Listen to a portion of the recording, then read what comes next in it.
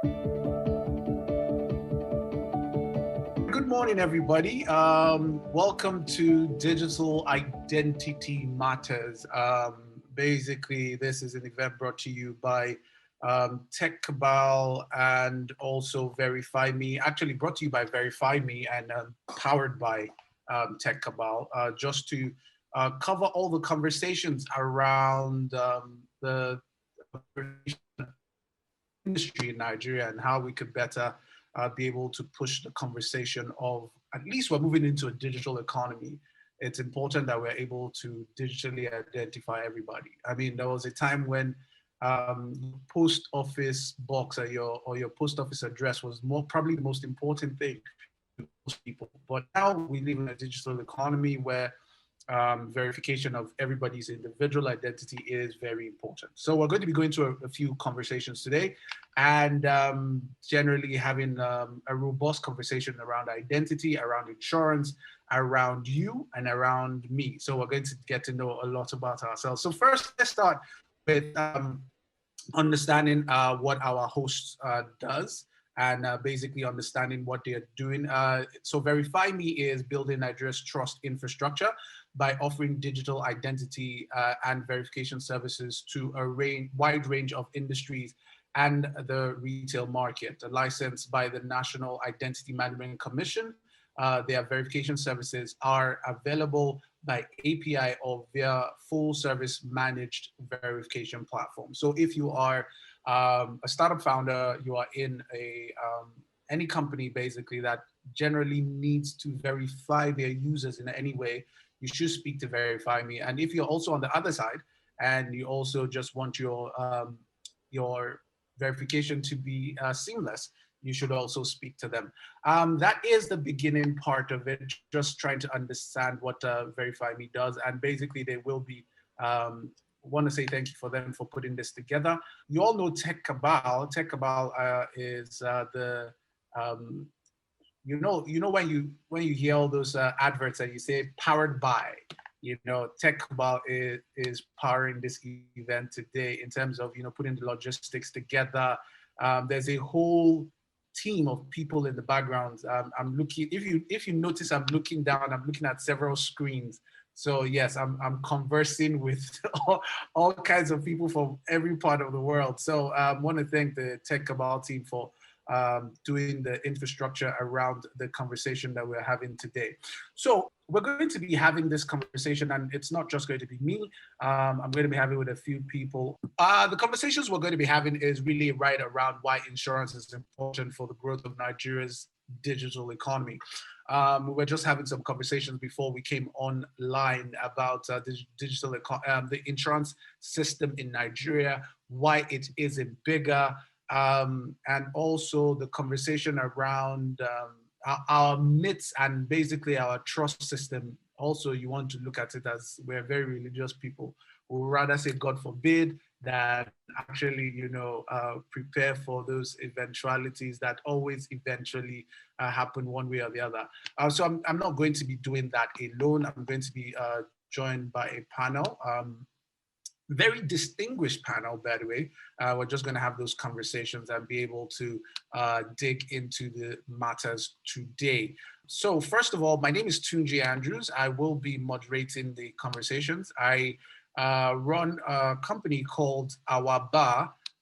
So yeah, that is what I do. But I'm going to also introduce a few members of the panel who will be joining me to do justice to the conversation we're going to be having. So the first person is the Chief Digital Officer at AXA Mansard PLC, Group Head of E-commerce and Digital Transformation, a position he has held since 2017. He's responsible for driving the digitization of core business processes and deepening strategic e-partnerships. He's also in charge of the growth of the e-commerce section of the company while enhancing product innovation and portfolio management. I'm talking about the person of Dayo Adesoya. Dayo, could you just say a small wave, say hi to the people? Hi, and bio, Tunji. It's bio. Oh, bio. Sorry. Everyone. I It's good to be don't here. know what happened to my eyes. Sorry, Bio. Did I say Dio? I don't know why I said that. Sorry, Bio. I apologize for that. Really sorry for that. So from Bio, the next person is the co-founder and chief executive officer of VerifyMe Nigeria.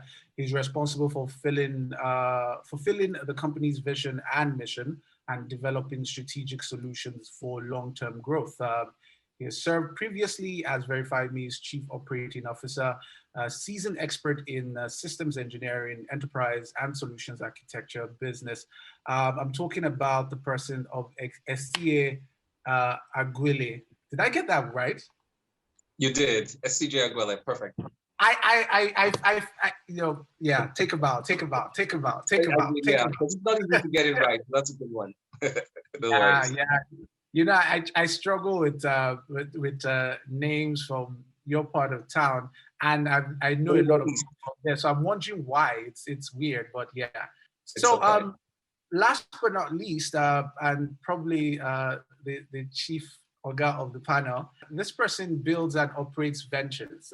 She has successfully designed and built and scaled tech-driven platform companies in emerging markets, delivering plus $100 million businesses. She was the VP Growth and Managing Director, Nigeria for Migo, that is formerly known as Minds, a machine learning powered instant credit platform. Prior to that, she was the director of digital business at Nine Mobile, formerly Etisalat Nigeria, where she was responsible for partnering with startups to deliver mobile content, advertising, financial, and API services. I'm talking about Adia Sowo. Adia, are you there? I am. Boom! Oh my God! Oh, sorry, that took me by surprise. Oh my God! You know. Whoa! Oh, you didn't recognize me. Is that what's happening here, Tunji? What did you say? You didn't recognize me in my new look. I'm telling you, I was very taken away. Yeah, you're looking very takeaway. So forgive me, guys. Forgive me. I'm just telling you, you woke up like this. Exactly. I don't understand it. Like I look like you know. It's amazing. It's amazing. I'm just like, wow, this is beautiful. So guys, so we're gonna have those conversations, and by the way, Adia is also CEO at Thriver Greek. In case I missed that out, so let's have this conversation, guys. I'm going to start with you, Adia. So before we went on live, there was this conversation about what do you call it, insurance in Nigeria, and there was the general thought. I'm going to come to Bio in a short bit because I mean, I know Bio would speak about it from an industry perspective, but for somebody who is observing and also from outside. Why do you think we're not having greater adoption for insurance in Nigeria as a whole?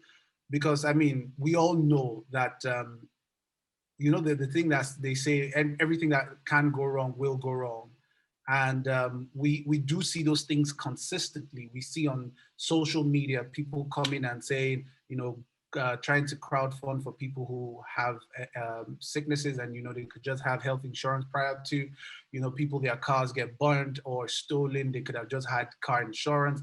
House gets burned, they could have had house insurance. But there's so many of those products out there, but people are not adopting it. Why do you think this is happening?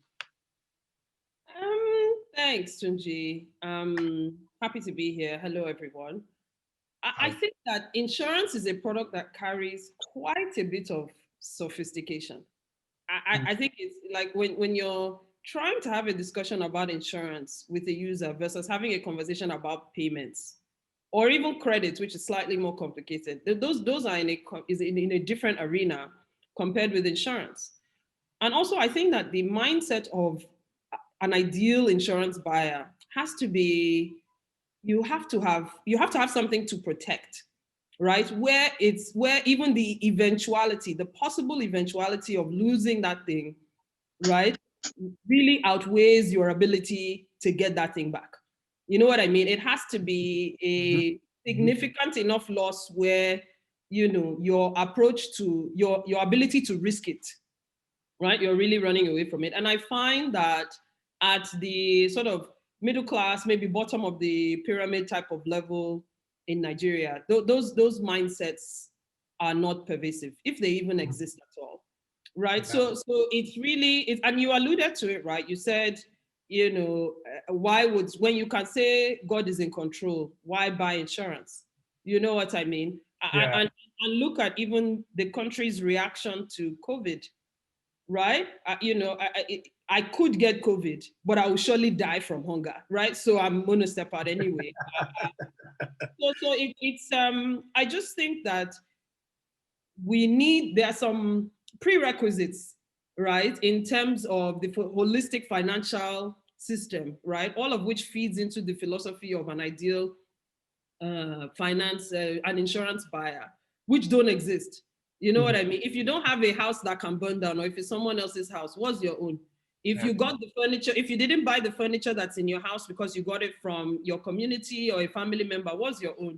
You know what I mean? Like if you know, so for me, we are not at that level of sophistication in our thinking just yet. So yeah, that would be my take.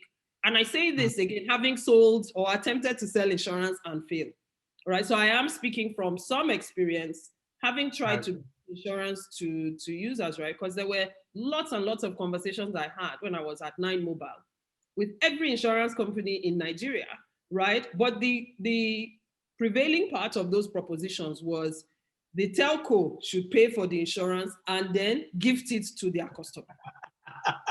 Because unfortunately, the insurance companies, Bio, remember I love you, right? They couldn't come up with a better value proposition than 9Mobile, you pay me, then you just give it to your users. And I would always tilt my head and be like, excuse me, what? We have other things to do, like build a network. Why am I paying you for insurance that my user has not come to meet me to ask for? So I should force them to use it, right? And then what happens when you now go and claim it? Stories that touch. Then who do they now hold, right? The telco? I don't have a customer service center big enough to deal with those kind of issues. So for me, you know, I feel like I believe in insurance. So let it be, you know, I want to be clear. I have insurance. Okay. But I think that there are some steps to take before it becomes a popular value proposition. Interesting that we mentioned the government and the role they play. And to be fair, the government plays a strong role, even in developed markets, in building and propping up the industry. But you see, we don't live in a place where that happens. So we have to now come back to the value proposition. If you ask me, let me stop there. All right. Thank you for that. Let me come to Bio. Bio, you know, one of the things I remembered was when one big supermarket in Lekki burnt to the ground. I remember thinking to myself that day that, God, if this person doesn't have insurance, I personally would, if I see him, I wouldn't be remorseful. I would probably try to even attack him, because you can't have such a large venture and not have insurance. But now we're speaking more towards the financial technology industry. Why do you think that it is important to fintech businesses, and why do you think they should pay more attention to it? All right, Bio, I think let's come back to you. Your internet connection is a bit poor, or maybe it just went in and out for a second there. Yeah, I think, yeah. Okay. I see. Let me come to you. Esige, let me come to you. So I'm thinking about the conversation back to front. Digital identity. You are the digital identity guy, and there's a lot of conversations around, you know, because one of the things Adia said earlier, you know, when she was talking about, you know, when she was at 9Mobile, and then there was a conversation between insurance companies and telcos. And, you know, I'd had a similar conversation somewhere, and I was asking the question of, so if the person wants to claim, you know, how do we know? You know, first of all, how do we know this person was the person that, applied for the product itself? then how do we even take the next step into verifying the claim? How do we just not know that, because it's if it is going to be digital and, you're not really there to confirm, how do we know that people are not going to try and, fall ill and then quickly sign up to health insurance, or their car burns and then they quickly sign up to, car insurance or something like that? Those thoughts were just crossing my mind, and the idea of verification, just being able to, cross those barriers. You guys are into the digital identity space. Let me ask, what is the role of digital identity when it comes to insurance? I'm so sorry. I'm really sorry. Can I just jump in here? I want to ask you something, right? Why is that a bad thing? Right? When there's an incident, hold on. Why is that a bad thing? Okay. So like why does that have to be a bad thing? We can come back to it, right? I don't think it should be. I think you charge a customer that behaves like that differently, right? Okay. Because you still, at the end of the day, they learn the value of insurance at last, right? But then you charge a customer like that. Sorry. Yeah, SCJ, I'm so sorry. Please carry on. No, repeat that. Actually, my volume went off for a second. I'm not really sure why. Everything, I could see the video, but there was no volume. So go ahead and say it again. Okay, no, I was asking why someone claiming at the point of need or buying insurance at the point of need is a bad thing, right? I think with a small adjustment to the model for insurance, right? Maybe a different charging model. So maybe you are buying the insurance now when your car is burnt, you need to pay me X instead of a monthly. You know what I mean? But again, I think Bayo will be able to answer that question better. But exactly. Let's start with you first. Let's start with you. Bayo's rolled his eyes. Bayo's already thinking like how we're going to go about that. But let's ask CJ. CJ, how do you it's important to the industry, but how then do we verify the person on the other side of the phone? I mean, I can't see you send me a USSD code, which is a code, has no picture. How do I know it's you? So this is one of the great things about VerifyMe. And I'm sure regarding Adia's question, right? Bayo is probably rolling his eyes like Adia is already digging into my pocket.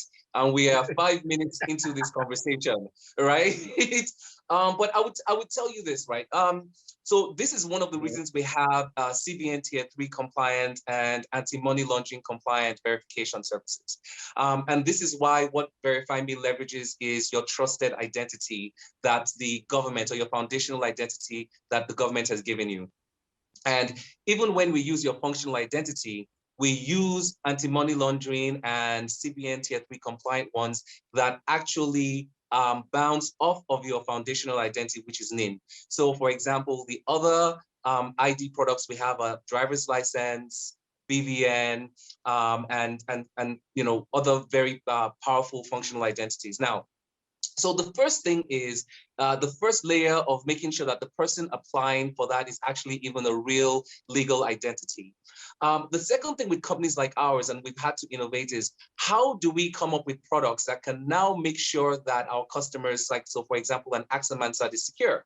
And we actually provide products like facial recognition to make sure that when I'm sitting down in my house and I use my legal identity to get insurance, VerifyMe can provide facial recognition services to our customers to make sure that the ID that's applying for that product, right, is actually the person that's doing it at the point in time.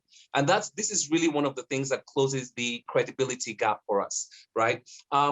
Which is what we're here to do, is close the credibility gap for our insurance customers. Now, another way we help is, and you talked about, asset verification in terms of being able to verify, a house. How do you know the insurance company, for example, is, my house didn't just get burned down. It's in a rural area. It's difficult to find. I just go and get insurance today, if I can get it online.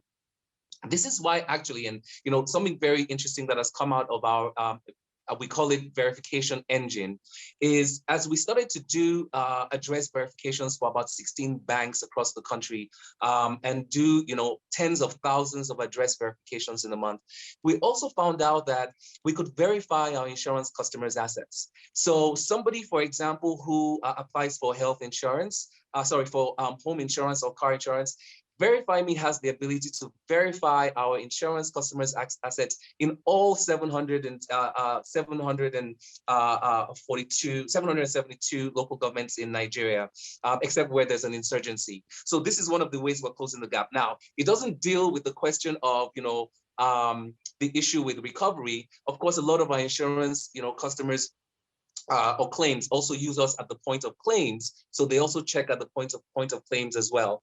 But what we're doing in terms of digitization, and I know we talked about the big gap, and Adia is so correct with saying that the culture of Nigeria is what actually stifles a lot of the penetration in the country.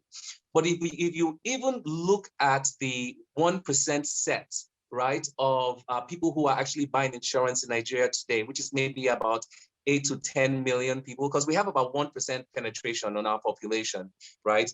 Even with that set, the compliance and the regulation is not even strong enough to take that revenue that adds to GDP, which is at 1 billion now. We can probably even take it to 3 million with things like making sure there's regulation on checking driver's license for to buy car insurance, with things like making sure that cars have proper car insurance, and using other data as a service products like driver's license ticketing scores to help reduce or increase driver's license insurance premiums as customers apply. The technology is there, the APIs are there today, but even with the market we already have, there's still a lot of need for regulation and enforcement, so we can even grow that market while we are still working on the cultural issue, or I would say working on the economic issue that would change cultural perceptions so that we can even grow much, much bigger. And to give you an idea of the size of the market we talked about earlier, right? The insurance market in South Africa, a country that's 1/3 the size of Nigeria, is $50 billion. 1/3 the size of Nigeria. This is potentially one of our biggest GDP contributors. And by the way, insurance contributes about 17% to the GDP in South Africa. I think insurance contributes less than 1% to the GDP in Nigeria. And so these are some of the things that we should be looking at in terms of, some members of our government really waking up every day and realizing that this needs to be a mission as well. We have the digital APIs for it, and we need the regulation to help support it as well. I'll stop there. Awesome. Thank you for that. Is Bio, you have, Bio is, I'm not sure is still here. Okay. So, yes, continue the conversation. I really am very interested in how insurance can drive many things in the entire economy. So there is a conversation to be had. Adia, let me come to you. There is a conversation to be had. I want to speak to generally the experience that you have is amazing, because you have done quite a bit in trying to attend to, I wouldn't say last mile customers, but customers who are your everyday Nigerian. And when we are speaking about insurance and the penetration of it, we're really, really speaking about these people, because the higher you are up, is either your office gets it for you, or the company you work, or something. You just stumble into insurance somehow. So we're really talking about those people. Now, the thing I've always wondered really is around the penetration and the conversation with the penetration, and also in dispensing this thing we call insurance. The average person in Nigeria lives day to day. It is a day upon day kind of scenario. I remember when I was going to buy health insurance, because if you know the way I have always been, I've always had to buy insurance yearly, lump sum, individually. And I see that is a very, I don't want to use the word elitist, but it almost feels elitist in the context of a lot of Nigerians. And there are a lot of people who want to dispense this thing day to day, month to month, week to week sometimes. How do we do this? Bio may be able to help, he's just coming, but I wanted to ask, you might have had ideas on how that can happen, or how that can succeed in that area, because we need to be able to dispense it to these people. If we're able to dispense it to them, the industry is bigger by numbers. How do we dispense it to them? So I like the way you put it, right? You know, I do think that insurance is elitist at the moment, unfortunately. And I think as long as it remains elitist, it will not achieve mass market adoption. Now, I think there should be mass market adoption of insurance, but in its current form, I don't know how that's possible. We can try to use regulation as the weapon, but how often does that work in this environment, right? Where we barely have what percentage of Nigerians have a BVN? What percentage of Nigerians have done NIN? But between the two initiatives, 50 million Nigerians, and they say we're what, 200 plus million? The rest of the people, if you ask me, right, don't see the value of having such. And again, it's because we have used regulation as a weapon and not, you know, in a low trust environment, I ask myself, if you try to use a stick, how successful can you be when you don't have the systems to enforce the stick, right? So use a carrot instead. So to me, I think there are opportunities to potentially reimagine, I should say, insurance. You know, what do warranties do? What does assurance look like? That's a term I don't hear often, right? Where there's an event that's going to happen. Death is an event that's going to happen. I'm going to assure you that. Oh, yes, this is at that point in time, since you live day to day, right? Put away a little something every day, right? Call it a more sophisticated type of agile, right? But I don't know. I'm not an actuary, right? We'll have to see whether there's a business model to be had there. But for me, you know, we have to go in that type of direction to get mass market adoption. And then when you sell them one product, you then up-level them to the elitist product. And then it becomes a badge of honor. Oh, I actually have insurance. I'm past all the assurance. You know what I mean? It's like I used to have a Palasa phone. Now I carry an iPhone. You know, there are many ways you can have that conversation with a consumer from my experience, right? Where you show them that you can upgrade them, right? And if you tell somebody, I'm taking you from day to day, there's data, you can now get credit. That credit allows you to build wealth, and that wealth needs to be protected in whatever form that wealth manifests in your life. And insurance is the way to protect that wealth. So there's a story, but we are starting at the, you know, Dangote end of the story. And I'm like, you know. Yeah, no, I agree with that. Bayo,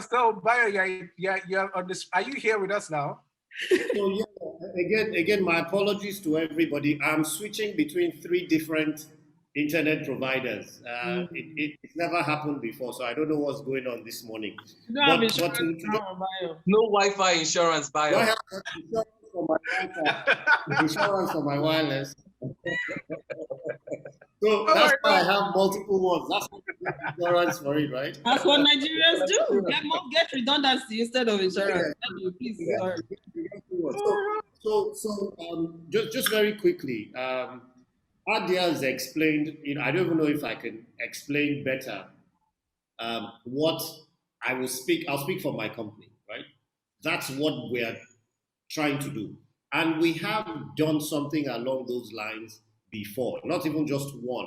I'm sure Adia will know about Yellow Life, which we had a few years ago, where for 500 naira or 50 naira, actually, you know, from your airtime, then you get life insurance, you know, and as long as that's just coming off, it's being deducted, every week or every month or whatever, you're good. Now, that is the model, that is the way to get the emerging customers into this whole conversation around insurance. I don't know how much I've missed, but right now, and I'm sure most of the people on this call will know, market penetration for insurance is at 1% of adults in Nigeria. Okay? Adults in Nigeria, if you slice it and dice it, working age population, fine. You're probably looking at maybe 30 million, let me be gracious, let's say generous, let's say 30 million people. Okay, 1% of 30 million people, is that market, as we say, is that really addressing the problem? No. Those of us in the space know that, or we ought to know that growth, real growth, going outside that 1% that everybody's been fighting over for the past 10 years or 20 years or from forever, the real growth opportunities, certainly in retail insurance, growth lies in retail. And a lot of that retail insurance is in this emerging customer space. That's the honest truth. So that segment will not buy a lot of the products that are on offer today because those products were not designed for them. So you must design products that are, as you have said, affordable, that are relevant, and can be consumed cheaply. The mobile phone, Palasa phone, feature phone, basic phone, whatever name you want to call it, is a massive tool in achieving this objective. So that's what we're doing. So that's all I will just quickly say in there. There's you still have many questions to answer. Okay, great. I mean, Please you missed a lot. There was the conversation around dispensing this thing called insurance to a lot of people. I have been doing a lot of work around financial inclusion and literacy for a long time, and I always realize that the assumption that these people do not understand financial conversation is always very assuming. They understand it, just that we tend to speak it in a different language that they understand. Adia spoke earlier about the Agile model. They understand the Agile model very perfectly. In fact, the Agile is the one thing they understand very well. So, the average person, maybe the market woman, she has Agile for her children's school fees, Agile for the rent, Agile for the new machine. And it might be different Agile collectors that are collecting this different Agile, but she understands it clearly as this is the route to her ability to do this. So if we were to bring insurance to her anyways, if we start speaking about it from premiums, she's lost, she's gone. She's just looking at you like, what are you talking about? But if you had to speak about it from, oh, this is the Agile that makes you be able to do this, then you are speaking a language. And I was asking about the dispensing of the conversation of insurance, especially in the last mile. And I know you've spoken about Yellow Life, and I'm sorry, was it Yellow Life? I can't remember if that was what you called it. But I wanted to ask, have we lost Bayer again? Okay. Oh my God. No, I'm here. Oh, okay. So I wanted to ask about the dispensing, because I also realized, and I don't know if this was intentional, was that because I heard about this product, but when it was being sold, it was being jingled in English-speaking radio stations. It was being newspaper ads. It was being sold to me that I don't need it, if you get what I mean. How are we dispensing? Because that's, for me, that's the conversation. Okay, all right. So again, let me try and quickly speak before my 3 networks give up on me. So very, very quickly, Tunji, the Yellow Life product that I mentioned earlier, that is probably our best-selling product till date. Unfortunately, the regulators had issues with it, and we had to shut that down. But it represents a model, certainly one that we must then replicate, okay? Figuring the kinks out with the regulators. However, back to the question about, the last mile, or how do you dispense, etc. So there are a few options that we do at the moment. One is driving, this onboarding through partner agents, all right? It's a phygital strategy approach, so a combination of physical and digital. Especially when you're dealing with customers in this space, okay? So you can't go there and speak plenty grammar. And a few of them, many of them actually have smartphones as well, but many more have the basic phones that you're talking about, and they're not clustered together in urban centers, etc. You need reach. Reach we achieve with partners. So we partner up with Paga, InterSwitch, etc. to speak physically and onboard these customers as well. Second one is to water down the KYC requirements. So again, you're not asking for 20 items, When I see you, Tunji, I can ask you for 20 things. You're ready to give me all the grammar that I need. Can I onboard you with your name and your phone number? Because we know there's well over, 100 million phones in the country. Okay, so that becomes basic. Third is then also complementing this with digital, so as much as possible, try and eliminate, I can't take paper into the rural areas. Can you hear me? Yes, I think we can. I have frozen again. No, we can. Okay, very good. Keep going. So I think yeah, leveraging a lot on USSD, okay, instead of paper or all these grandiose things that might work in the urban sex centers, or when you're dealing with middle to upper segments, income segments.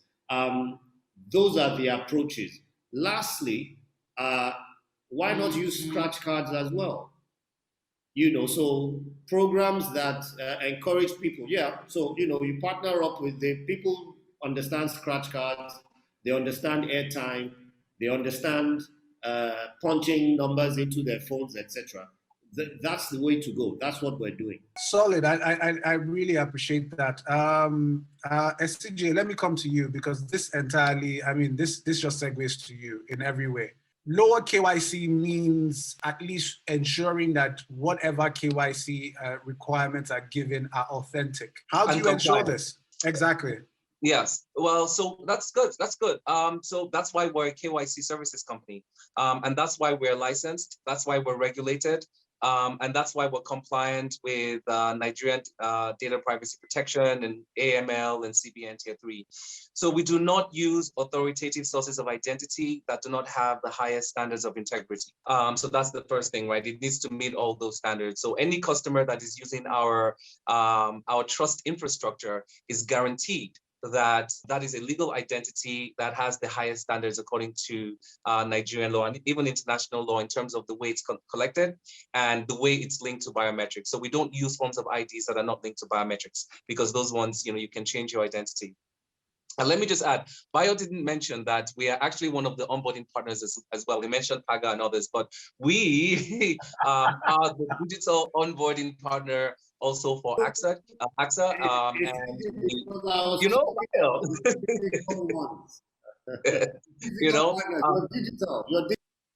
digital, exactly. And so we also do the onboarding with phone number, which is one of the powerful ways we have to reach 100 million people in Nigeria, because we have a powerful ecosystem that can provide trusted identities with phone number as well. So in terms of trusted identities, one of the things is, and this is why, we went through a lot, of compliance, I would say questions, to deal with many of our customers. We make sure that our data has integrity. We guarantee the integrity. But it's also important, like everyone has said, that we expand the customer base. So right now, I believe 57 million people have their NIN, maybe about 45 million have their BVN, and there's probably an 85% overlap, right there, or 90% overlap. So really, you're probably talking 60 million people that have some form of formal documentation in an economy of 100 and maybe 50 million, because I think we have 65% between 80 and 35. Which is also a very high population. So one of the things we also do is we're in the ecosystem to be able to register Nigerians for their NIN, their national ID. And we plug into our customers' workflow so that we can reach unbanked as well. So the additional, 100 million unbanked, we bring that powerful product to our customers where they can also reach that market. In terms of customer onboarding, we're really in the domestic space as well, because so many people use us for their domestic customer onboarding in terms of drivers and domestic workers. We have contracts across Lagos that cover up to 5 million domestic workers in Lagos alone. We're also in the Lazra ecosystem. We have the ability to drive a very high population of Nigerians banked, and the ones that are unbanked, when we bank them, drive that population as well to our marketplace so that our customers can offer them products. So this is one of the things that we're able to do and how we contribute to the potential of the insurance industry. So like I said, we're not fintech, but we're definitely fintech enabling. All right, so I wanted to go back to a question. Now, please, if you're in the audience, please do write your question, put it in the question, the chat room. Please also let me know who you're directing the question to so that it can be easier for me. But I wanted to go back to something we said in passing, and I wanted to hear Bayo's thoughts around it. And it was an interesting thought. In fact, it ties everybody together. So we were talking, I was asking about how do we know if somebody is not claiming at the point of the event. And Adia made a very important conversation. I mean, that's, for me, I also get that that's probably one of the best areas of proof that you can put before anybody, you know? You're sick? Well, you can sign up to this and then go to the hospital. It's just that you have to pay a premium. You know, if you had paid before, it would have worked a bit better. And I wanted to ask, let's start with Bio. Is it possible? I mean, is it still insurance at that point? Is it possible to do this? Tunji, so, you know, the quick answer I will give you is yes, but then let me then explain. What does happen is somebody who failed to renew their policy, okay, then has an event occur, and then they quickly renew. You know, come and yes, insurance is not charity, you know, and I say that with all due respect to everybody, but it's the honest truth, right? Insurance is a preemptive contract you go into, right? So that when life happens, when events occur, when these things happen, you shall cover, okay, to make sure that you can keep functioning. Can you hear me, Tunji? Yes, I can hear you. Hello? Yeah, I can hear you, yes. Okay, very good, very good. So the normal practice, of course, is that you've entered into that contract before it happens, right? Then when it happens, based on the terms, you get your payout. If I give you a personal story, I was robbed at gunpoint with my entire nuclear young family in 2010, okay? Driven around, eventually we were let out of the car. I never got the car back. So I had one child at the time and the other one in the belly. Okay, youngish at that time. The fact that I had comprehensive car insurance, including the excess buyback, which means, very quick explanation for that is, you know, everybody who's on the call, if you have comprehensive car insurance, ask for the buyback amount and pay it as well. In case of a total loss, there is no story. Nobody is going to come and ask you to contribute anything else. So that is what saved me at that point, you know, everyone listening. So they pay out from the insurance company and they paid out within 2 to 3 months or thereabouts. Then I was able to add a little bit more money because, of course, Madam said, no, we have to step up from that other card now. I said, okay, all right, you know. And then I was able to then buy a new car. Okay, that's how insurance normally works. Now, if you're in a situation where you're already, for example, sick, okay, and then you want to get insurance, that's already sort of close to you paying out of pocket because the event has occurred already. And you will end up paying more than you would have paid if you had the protection.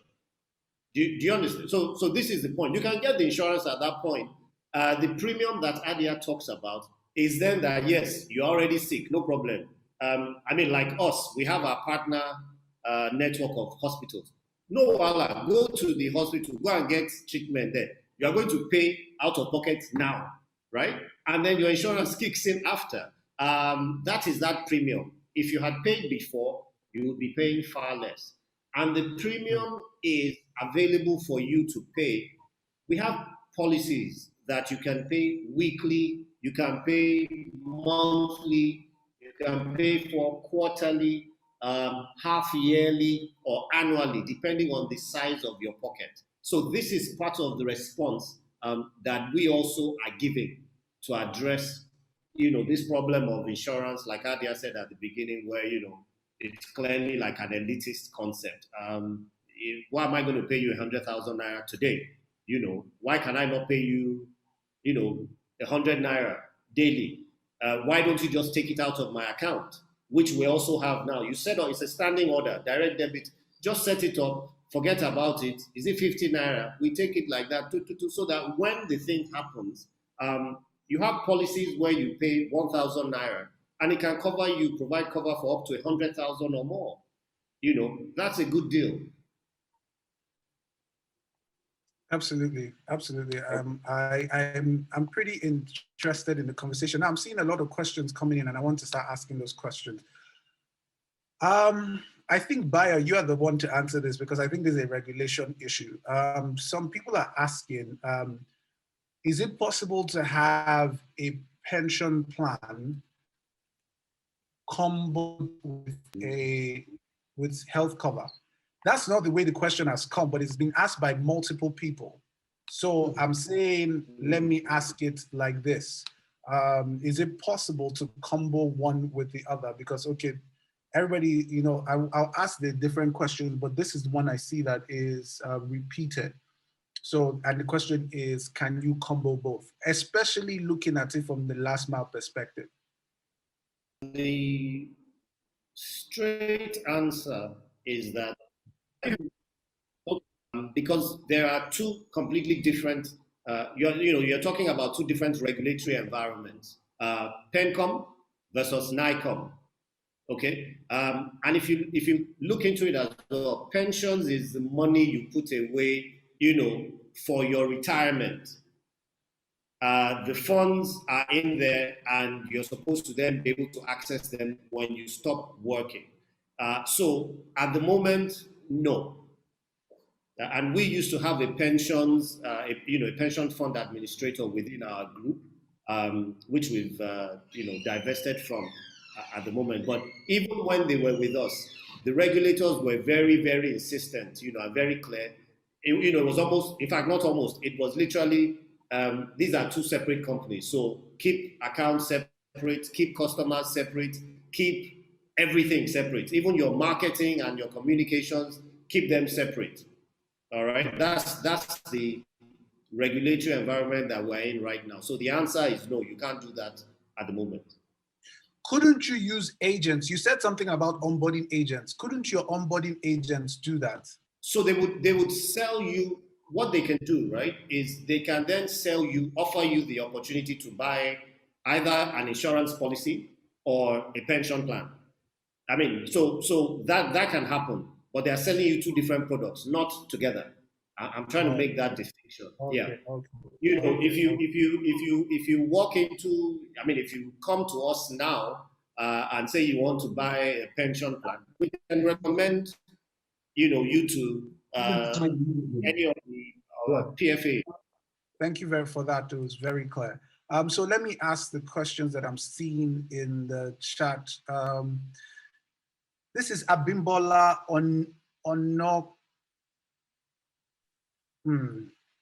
Abimbola. I'm glad to be here. We are indeed trying to simplify understanding insurance and making it less sophisticated for the insuring public. We're also trying to create more awareness. For that, we thank you for putting up this webinar. This is Bimbo Ono Kumai. Yeah, this is the MD Peak Thrust Insurance Brokers. Everybody's saying mandatory insurance, such as requirement to have auto insurance, helps. This is from Tijan Watt. This is Wuri Ventures. But is it possible? Can we force people to have insurance? Good luck with it. I agree. I agree. It's going to be hard. What do you say, Bayo? Well, there is some, enforcement or compelling evidence of compelling people to get insurance.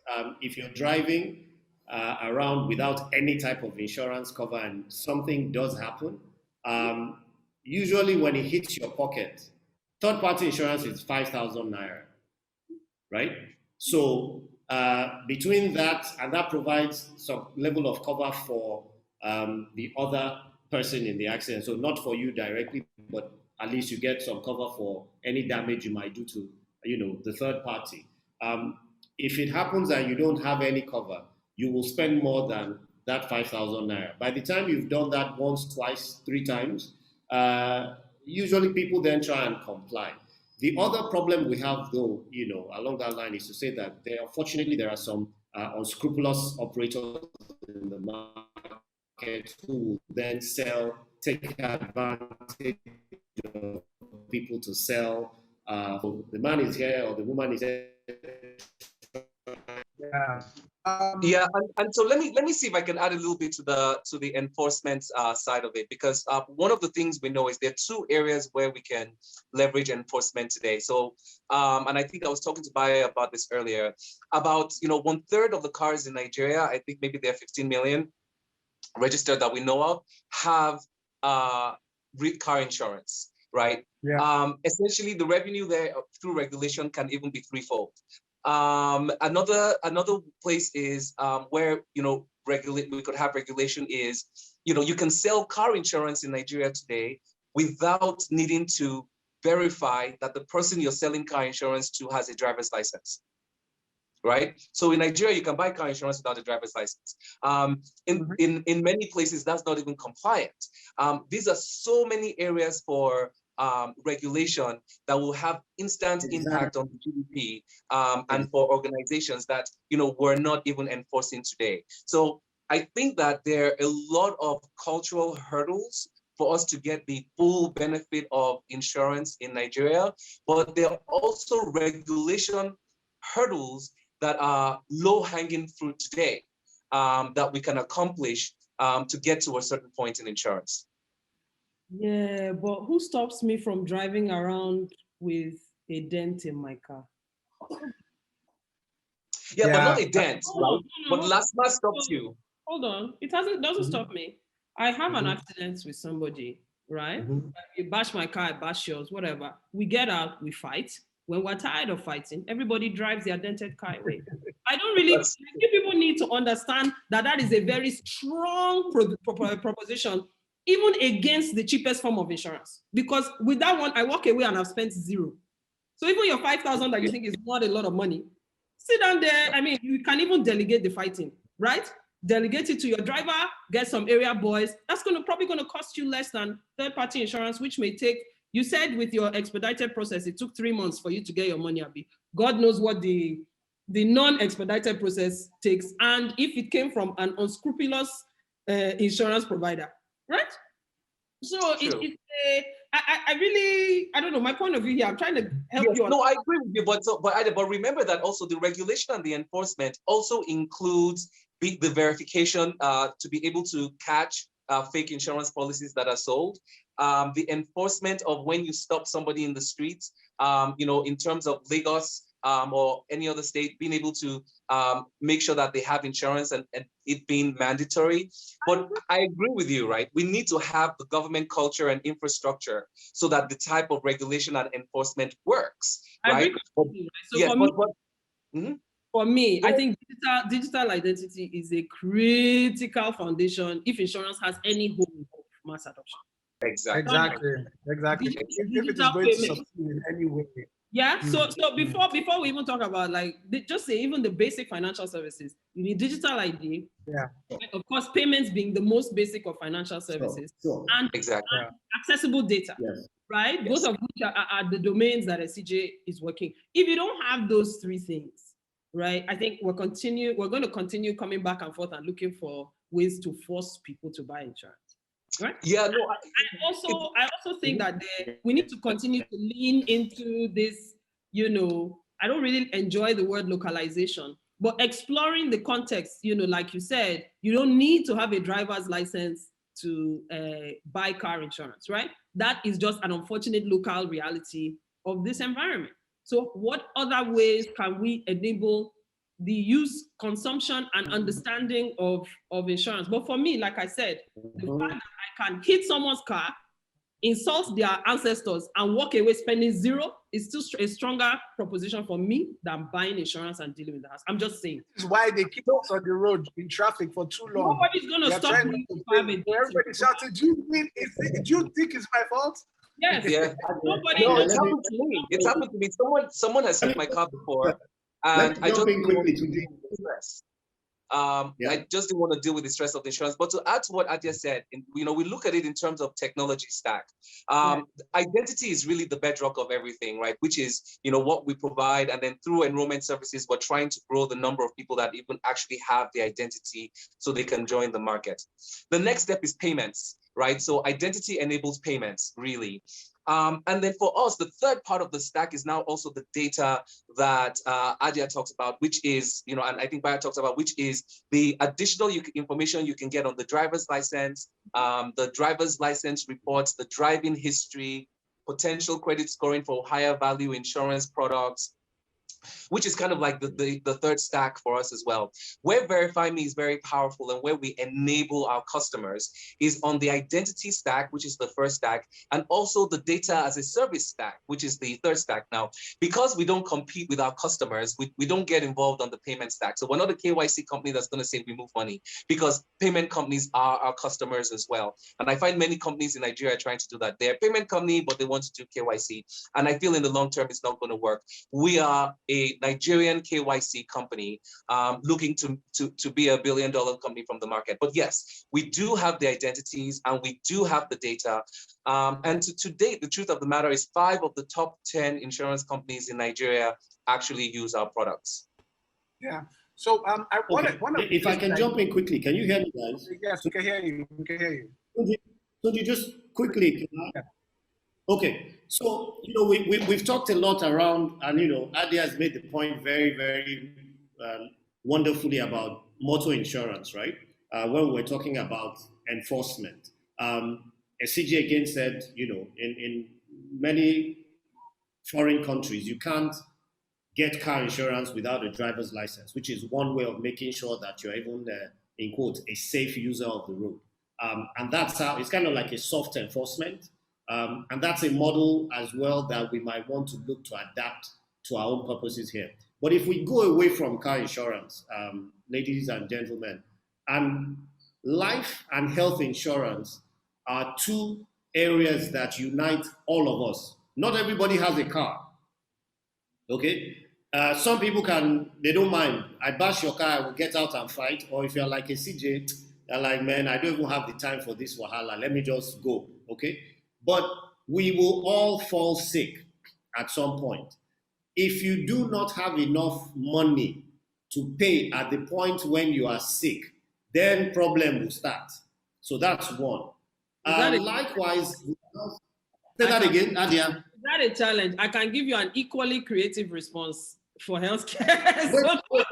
I'll come to you. Yeah. So I mean, of course, Adia, the truth is, it's not everybody who's going to have a major illness that will require so much money. Okay, it's until it happens. Hold on a bit. It's when it happens, though, and it happens to you, then you really feel the pain, pinching from that shoe. Now, the second example I was talking about is life insurance. Again, which is, total loss of life. The final thing has happened, death has happened. But you've got kids in school, you're newly married, you're this. None of us thinks we're going to die today, right? But somebody is dying today as we speak, okay? Again, if you do not have enough money saved or in investments, and we're talking about an economy that is highly stressed already, and earning power is extremely low, how do you guarantee the quality of life for your children or your spouse that you leave behind? I can tell you a personal story about this as well, but let me keep it so that Adia can come in again. All right, so I don't have to. But I'm saying, go on, Adia. So I don't have to. My general point here is not against insurance, but it is that we need to be very aware that in reality, there are many easier propositions that challenge the value proposition of insurance, right? Look at COVID. Sit down and think about it. How many people do you know treated COVID in their houses without going to the isolation center? You know these people. You know these people. Do you understand? So again, we are hearing from all of them. It is the strength of the value proposition. And what was that you said about life insurance? You know what? You can only do so much. If you cannot provide for your children, are we not, all of us here, we've put money into funds for people's children after they've died? Are we here not supporting people's, our siblings' children, or in whatever case may be, family members' children who have needs? We do it. Again, these are the cultural contexts that we need to bring into our thinking for insurance. Look, I'm happy to sit down and help you reimagine insurance, Bio. Honestly, if I find a company that is willing to do it, I can chill there. Because I think it's definitely something that people need, but if we continue to keep selling it in its current form, there are just too many, the reality just challenges the value proposition. And you mentioned the regulator. Sure. What is the regulator doing to make, because one of the things we have to do now is explore, how to make insurance cheaper to manage and drive in this country. How are we embracing digital means of providing and delivering on insurance? Do you know what I mean? Like I've heard of struggles from insurtech companies. How many do we have? Fintech everywhere. Most of them are payments and credit companies. How many insurtech companies are there? Even from the existing ones, right? I don't know what's the regulators' interest in creating an enabling environment for insurtech, or are they doing the opposite? Who knows? So too many things to digest. We have a lot of questions coming in. We'll try to go through all of them. While of course, the funny thing is, it does feel like people did not know insurance companies, and I think Bayo, you may be able to answer this. It seemed at some point that people didn't know insurance companies, but when it looked like insurance companies were stepping into maybe not insure investments, but basically step into have those conversations, people were then saying, oh, because this insurance company is part of it, I would put my money into it. How did you guys process that? Because obviously there was brand recognition for the insurance company, but then when it comes to this conversation about individual insurance, then we all look, or we have selective amnesia. So, thanks. Adia is cracking me up here. So I was going to, and thanks for that question. I was going to sort of even give a few examples, right? When we talk about how are we reimagining insurance, okay, to make it relevant to these various sort of customer scenarios that Adia has helped to raise here. So, for example, we have a malaria product that costs $1 or the equivalent, 450 naira for a month. And it provides you with access to proper medication at our pharmacy network, and we've got representation all over the country providing this service as well. Okay, so you don't need to go into a hospital at heavy bills. With 450 naira in the month, there is quality care thing that is, back to the point you gave. For example, partnering with agri, insurtech or agri tech companies like Adia's, where you can insure farmers' yield against loss. Is something also that we do. Again, that makes it relevant. Now, you're not going to be speaking grammar to the farmer on his farm.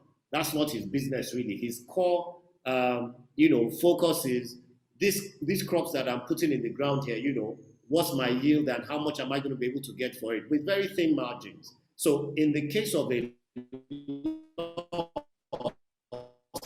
I'm happy that somebody is still going to come and give me the full value for what I expected to get out of the ground. And I think that, borrowing Adia's term, that we are certainly reimagining and reinventing insurance to extend it beyond the middle and upper class segments that traditionally is where everyone is focused for this 1% of the market, that everyone's been fighting over. But there's a lot of work to do. There are millions who need support. They don't have plenty of money to throw around. In fact, I would almost say that we've been selling insurance to the people who don't need it. All of us on the call today, if you had to go into the hospital or if your car gets bashed, you can probably cough up, not probably, you will cough up the money, to sort out the damage or the need. It's the people who can't do it that actually really need this service. And we're addressing that.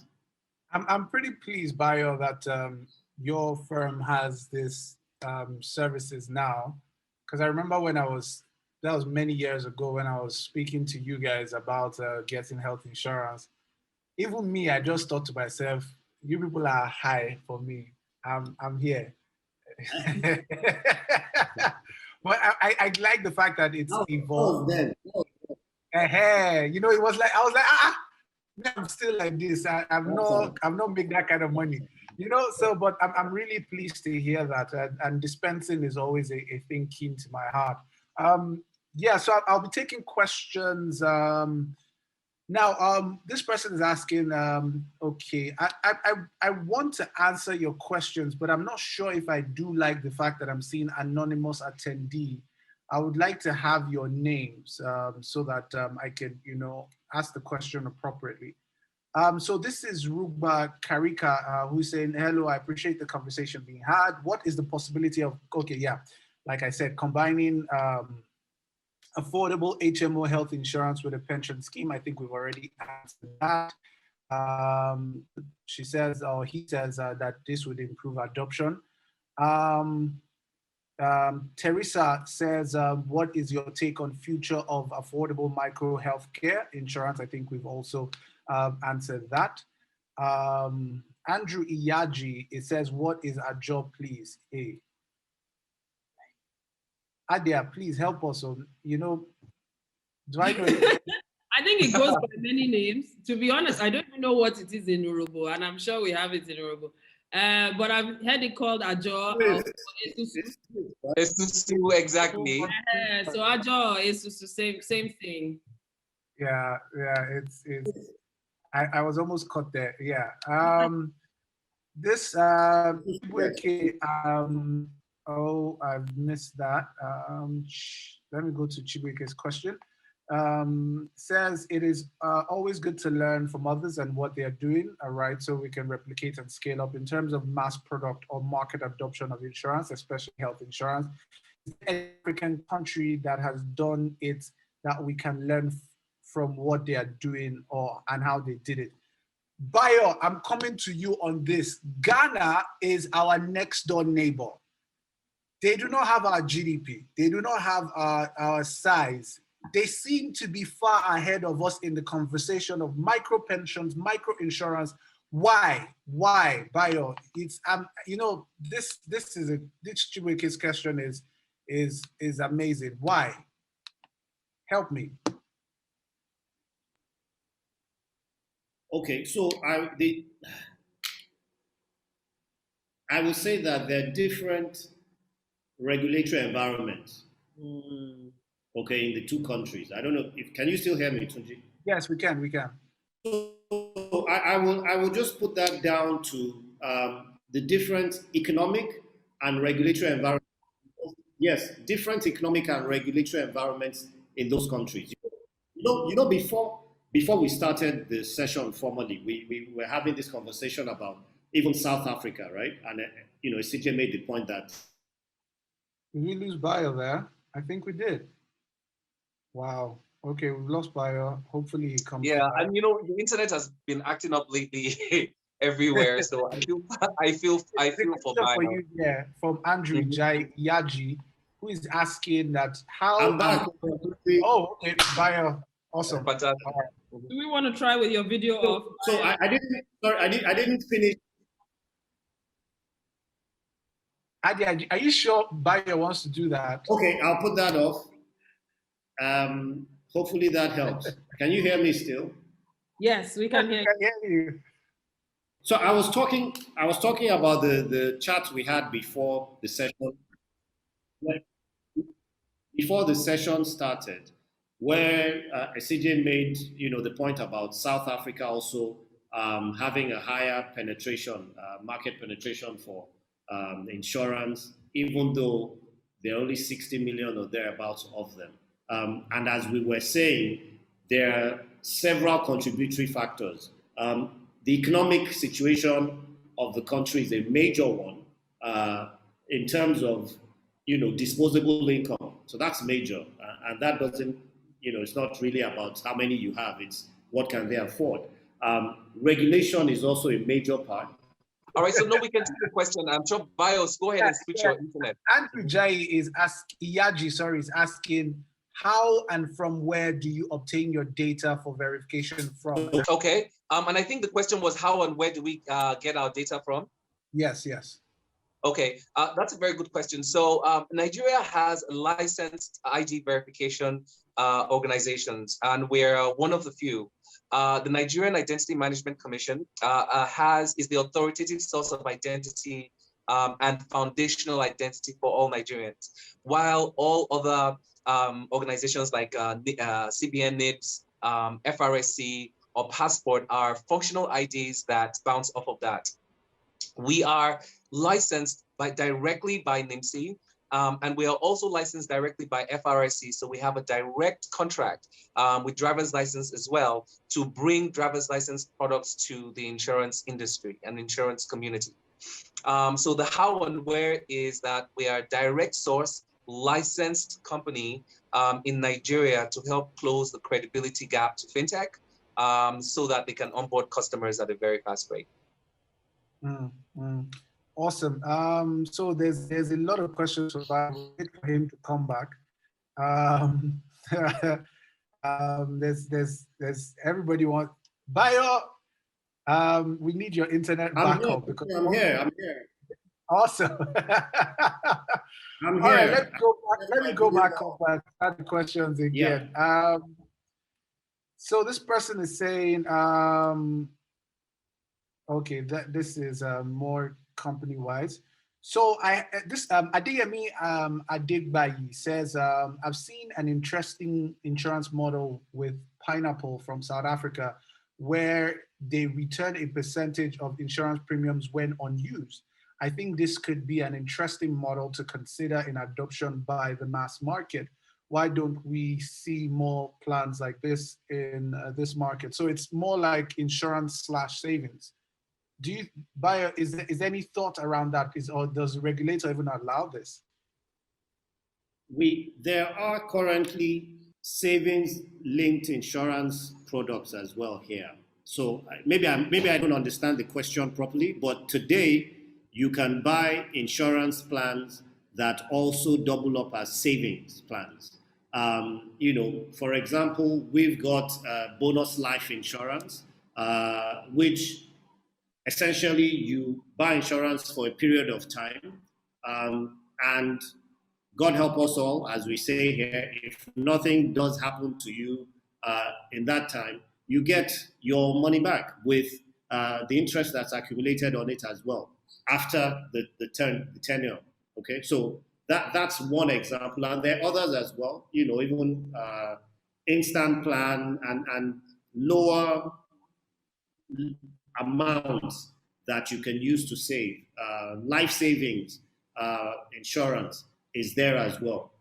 Beyond that, because I think I see from some of the questions, perhaps allow me to just explain a bit more about what we do. Beyond even just your normal insurance plans, AXA Mansard also has an asset and investment subsidiary through which you can also actually purchase or take out investment plans as well. So if you want to do this under one umbrella, that would be one way to go. Because I see that somewhere in here where somebody said about partnering with other providers, like going the entire, like the value chain. So don't just give me insurance, but are you partnering with funeral service providers as well? So I just deal with you and I get the whole service.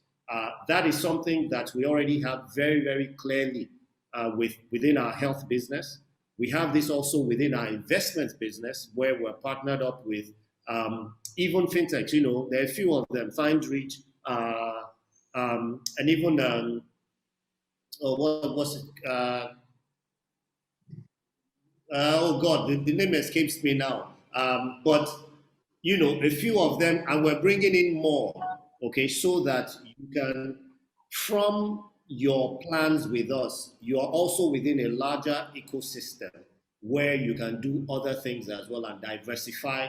You know, for those that, however small the amount is, but you start with us small today. In 5 years' time, you're able to do more, just like Adia was saying. So start small and build a relationship with these customers, empower them, help them to deal with all the small challenges that are there. You know, you're sick, don't worry, the hospital is here.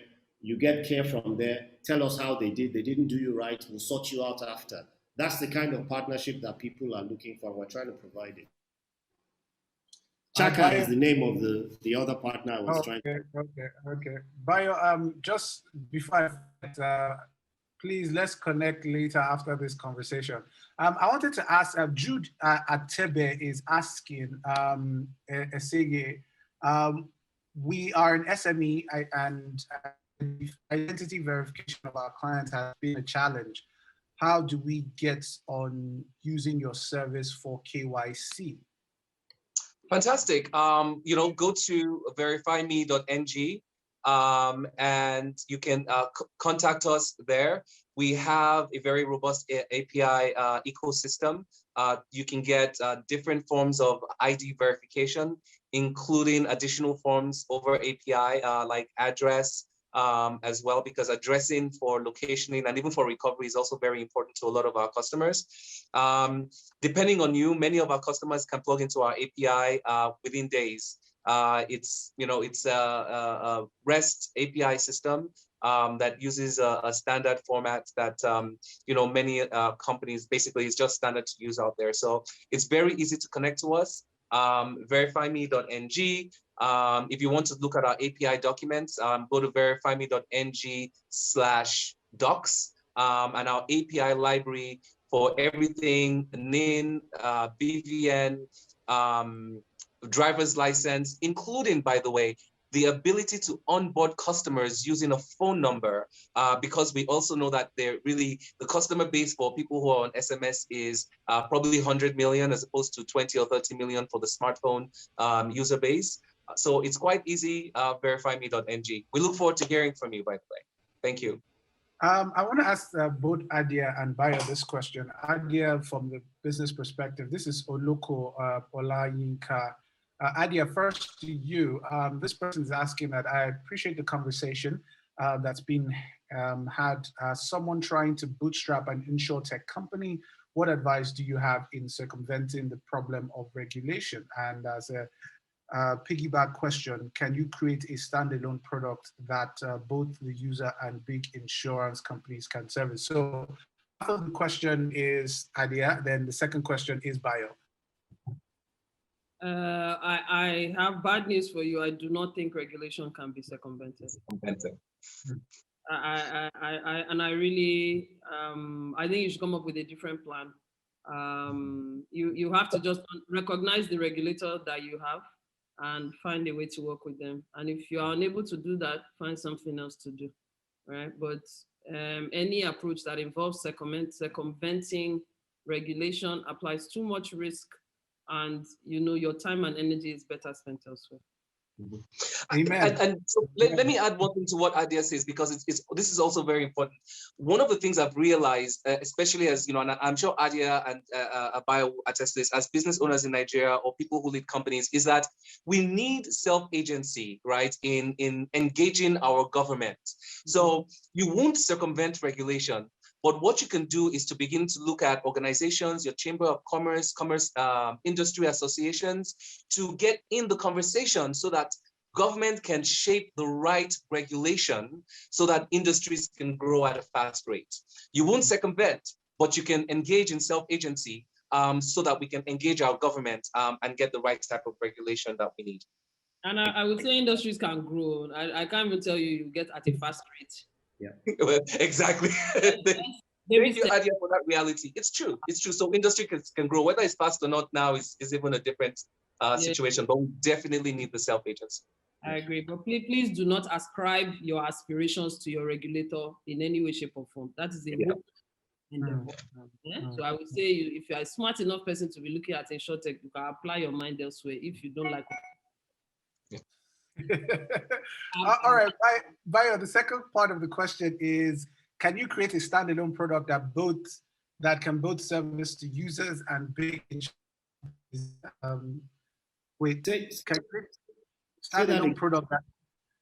can you create a standalone product that both the users and big insurance companies can service? So I'm thinking, I'm not entirely sure what that question is about, but did you get it? If you don't get it, we'll just move on.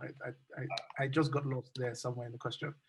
But I think the first part has been answered. I don't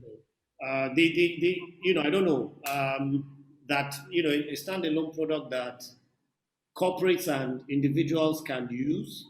That's kind of like how I'm distilling it in my mind. Or probably paid for by, all right? Maybe something like fidelity or employment insurance, for example. Well, I mean, if the person is here, please. Question again, and we can take it again. So let's maybe they can clarify the question. Yeah. I think the question can be re-asked again so that we can have a better clarity to it. So this person is asking, Abdullah Isani is asking, good afternoon. So let's say I get a job and I come with health insurance. Is it advisable to outsource the insurance plan? Like I go to the dentist, physician and the likes. Thank you. So I'm thinking the person is asking, should they have health insurance outside their organizational health insurance? And I will tell you, you better find out what your organization is offering in terms of health insurance. You want to be very clear. But let me not be the one to answer this question. I'm speaking from experience because I thought at one point there was an organization that was giving me health insurance, and it looked like it's the same thing as Bayo explained as malaria insurance that he explained earlier, because I went there and the doctor said, well, this is what I believe you should take, but this is what your health insurance covers. So I'm sorry. So I had to pay out of pocket for everything. But Bayo, what are your thoughts? No. So that's not what I was describing. Let me see if I can switch on my video as well. So what I described was malaria cover. As I said, that's specific to malaria. And that is something that is administered through a network of pharmacies. So not actually going in to see a doctor, right? Okay. What you've described is basically, I think what must have happened to you is that they had you on a lower plan. Clearly, the point the doctor was making is your plan cannot pay for this medicine that I should really give you. So I want to give you another one that fits your plan. And typically, the standard thing, health insurance. Yeah, so they're different plans anyway. To the question that was asked, I think you answered it very well, actually. You need to check for what is covered under the plan that your employer is giving you. If your own supersedes it, I suggest you keep your own as well. After all, you are not paying, for the one from your employer. If you like the job, then take the job but keep the plan. Yeah. And if it's vice versa, then you can stop with your one because you have a superior plan anyway from your employer. It's really straightforward.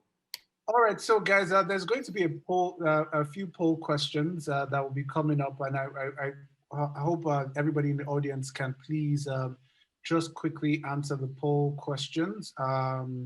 If you can the polls go up, please, so that we can quickly just go through them. So the first is, what do you know about digital identity? So please click on it right now. You'll be able to vote. Let's know if we are in the right place. 2, how important do you think insurance is in Nigeria's tech industry? We've been talking a lot about that. Three is digital identity pivotal to making insurance more accessible in Nigeria? So please do answer those poll questions quickly so that we can go to this. Amazing conversations we're already having. But I wanted to ask this question.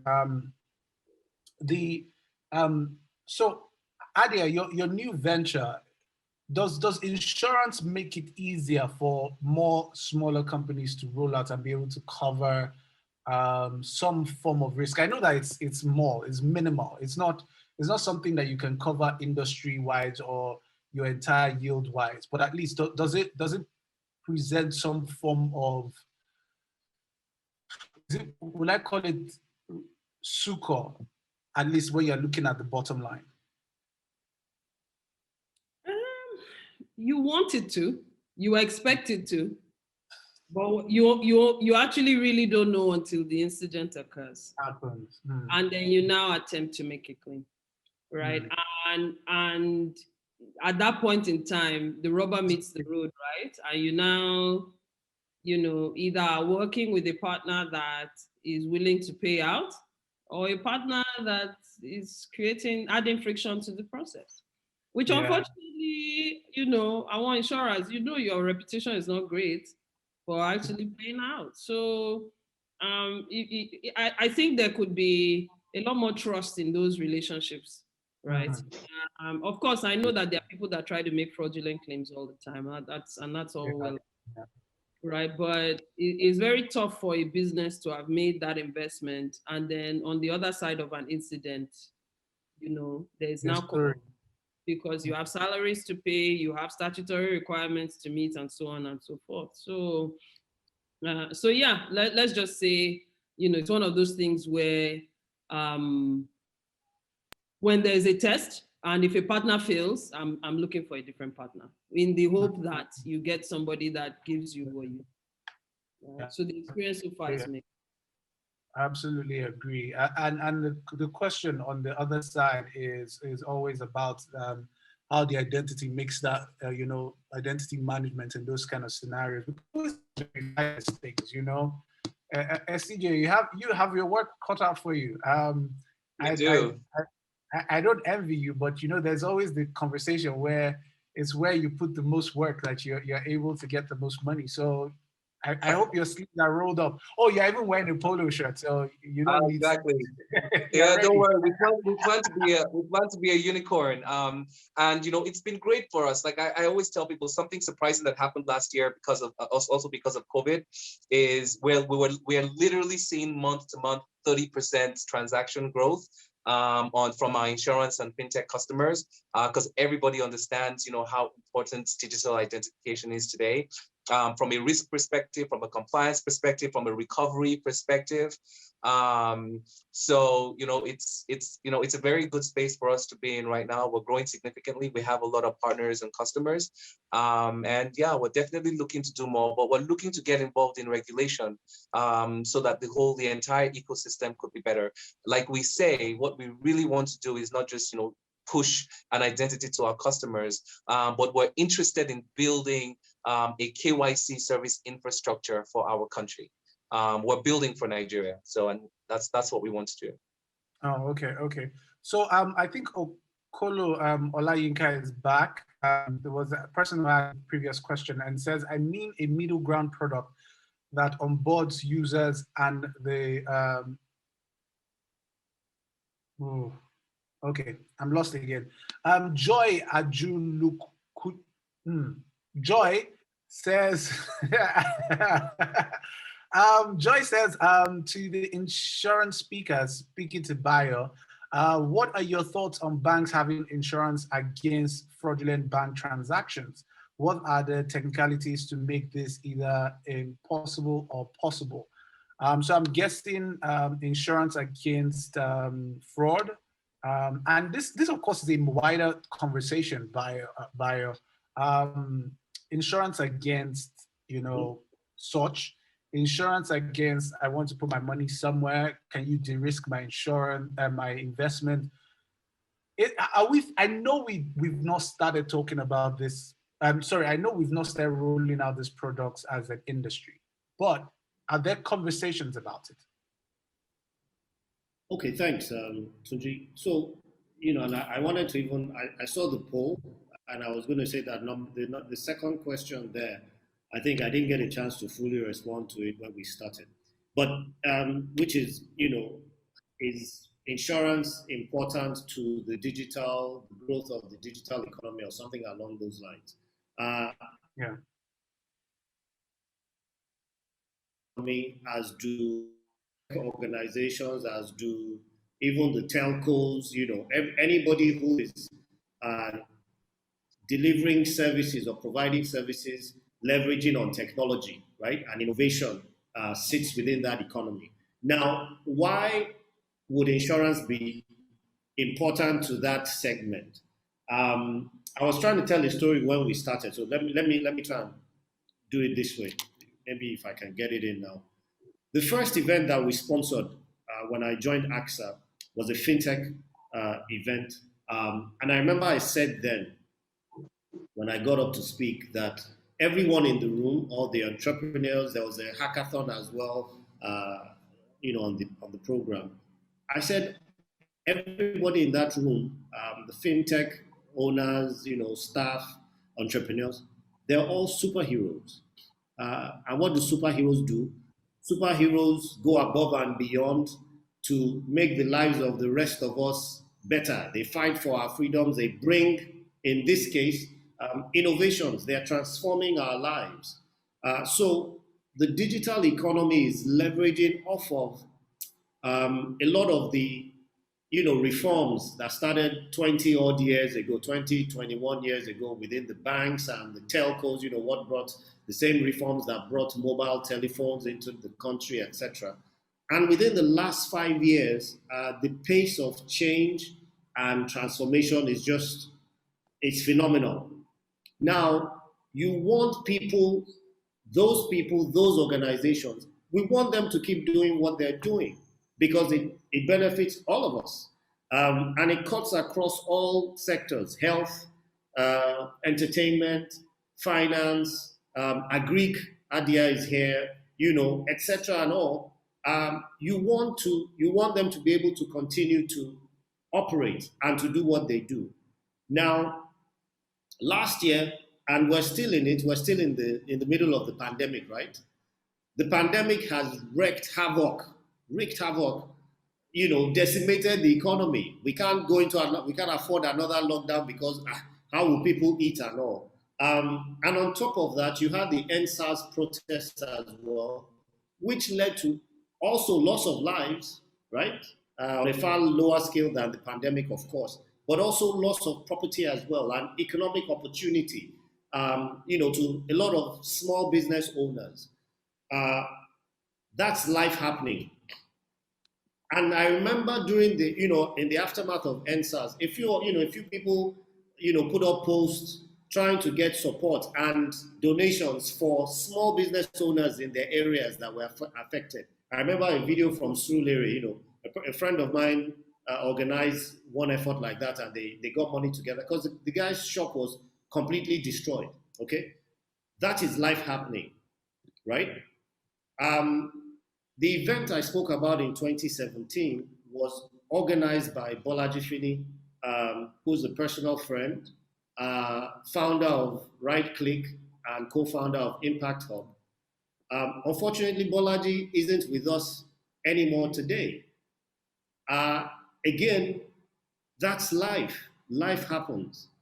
What the insurance industry or the insurance players should do, ought to do, is to support all these superheroes in this space, so that in the eventuality of whether it is loss of life or loss of, office, you can't pay staff because you haven't been able to operate, medical emergencies, your children need to be in school so that you can keep creating.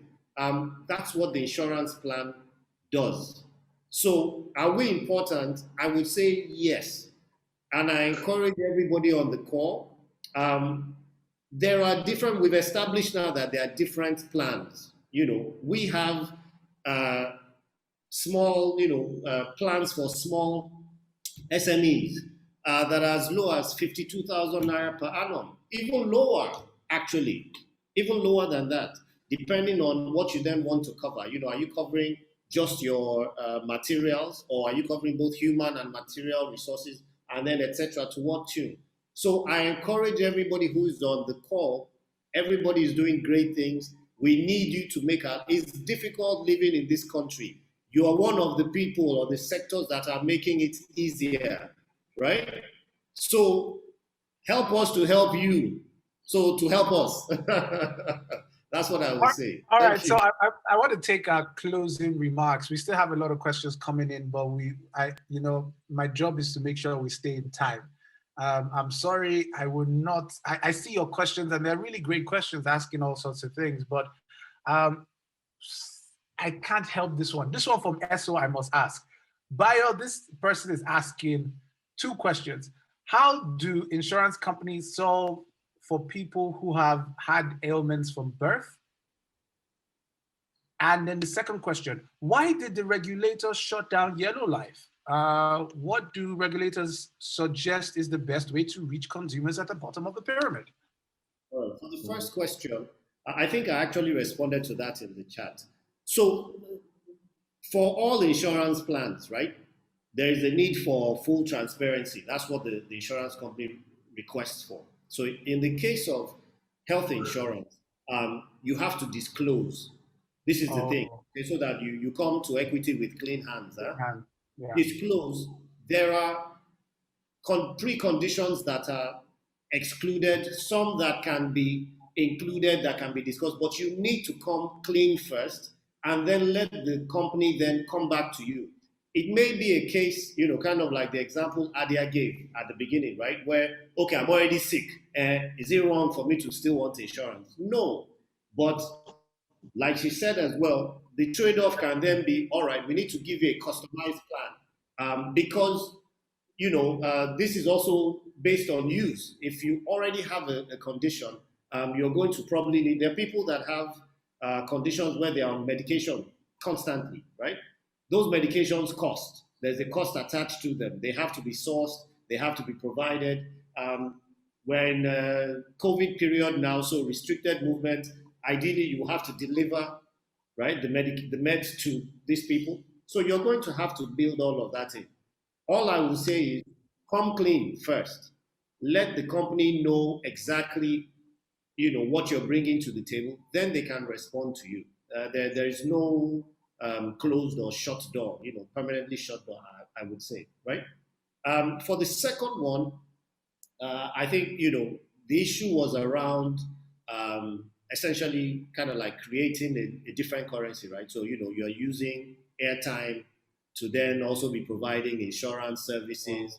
At that time, we weren't ready for it. And when I say we, I mean maybe the country wasn't ready for it or the regulator wasn't ready for it. Okay.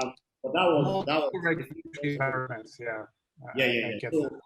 So things are evolving, and we will certainly also keep trying. Okay, we'll get there. All right. So I want to thank everybody for joining us. I want to thank Adia. I want to thank Bayo. Bayo has been on the hot seat today. So sorry, Bayo. We had to grill you. Unfortunately, you are the one that is the sector holder here. So sorry. Want to thank everybody. I really appreciate you. Want to thank TechCabal for also being support here. Thanking CJ for the explanations around digital economy. So please do go to the website and check it out, verifyme.ng. Yes, www.verifyme.ng, and basically find out more about that. Adia, thank you very much for bringing life to the panel. You are always a pleasure to have around. Thank you very much. There will be a small, what's the word? In the chat room, there's a survey in the chat room just to let us know about questions that you may have. So please do go to the chat room and answer those questions there. I want to thank every single person again that joined us. We ran out of time. I was just getting carried away by the conversations, but thank you very much for joining us. Thank you and have an awesome day. See you. Have a great one.